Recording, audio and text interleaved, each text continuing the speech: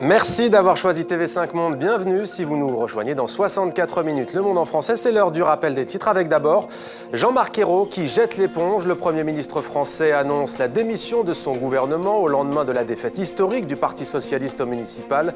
Le président François Hollande s'exprimera ce soir à 20h heure de Paris à la télévision. Le ministre de l'Intérieur Manuel Valls est pressenti pour prendre les rênes du nouveau gouvernement. Et de sources parlementaires, on apprend que la ministre écologiste Cécile Duflot ne fera plus partie de l'exécutif. Inquiétude grandissante en Guinée où sévit la fièvre Ebola. Médecins sans frontières parlent d'une épidémie sans précédent. La maladie a déjà fait 78 morts dans le sud de la Guinée. Et puis Xi Jinping à Bruxelles pour resserrer les liens économiques avec l'Union européenne. Dernière étape de la tournée du président chinois en Europe. Il a été accueilli en grande pompe par le roi des Belges, le roi Philippe. Objectif donc aplanir les différents commerciaux dans les secteurs de la sidérurgie, du vin ou encore des panneaux solaires. Et comme tous les jours maintenant, une pensée à tous les otages dans le monde et notamment aux ressortissants français détenus en Syrie et au Sahel. Nous ne les oublions pas. Rappelons aussi que nos deux confrères espagnols libérés hier en Syrie sont arrivés à Madrid en Espagne à bord d'un avion militaire. Nous sommes ensemble depuis un peu plus de 60 minutes. Vous avez manqué le début de votre grand journal. Voici l'essentiel de 64 minutes.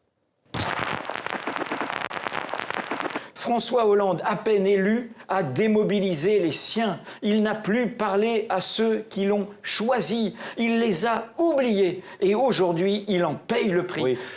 Les Français ont dit en gros, on est venu au rendez-vous en 2012 et on ne vous a pas vu sur le chemin qui était attendu. Donc on ne viendra pas cette fois-ci. Du coup, ils se sont abstenus. Anne Hidalgo, l'une des rares rescapées de la vague bleue qui a déferlé sur la France. La droite déloge le Parti socialiste de plus de 150 villes, parfois ancré à gauche depuis plus d'un siècle. C'est une victoire historique pour l'opposition. Je pense que le changement de Premier ministre ne va rien changer. D'ailleurs, j'ai entendu plusieurs commentateurs et c'est la réalité. François Hollande n'a aucunement l'intention de changer de ligne. Il va faire la même chose qu'avant. Aujourd'hui, tous ceux qui tirent la machine économique, que ce soit les PME, les TPE, les artisans, les commerçants, les professions libérales, n'en peuvent plus d'un État omniprésent qui les assomme de charges d'impôts et de réglementations. J'ai une courbe absolument fondamentale à montrer, je ne sais pas si on la voit, c'est le taux d'activité aux États-Unis. Tous ceux qui nous disent que s'il n'y avait pas l'État, s'il y avait moins de cotisations, ça baignerait. Eh bien, depuis 3 mois, pardon, je finis. Le taux d'activité s'effondre. Le déficit public de la France est en baisse, mais il est bien supérieur aux prévisions, 4,3% du PIB en 2013, alors que le gouvernement s'était fixé un objectif de 4,1%, chiffre qui tombe au lendemain d'une lourde défaite électorale pour le Parti socialiste.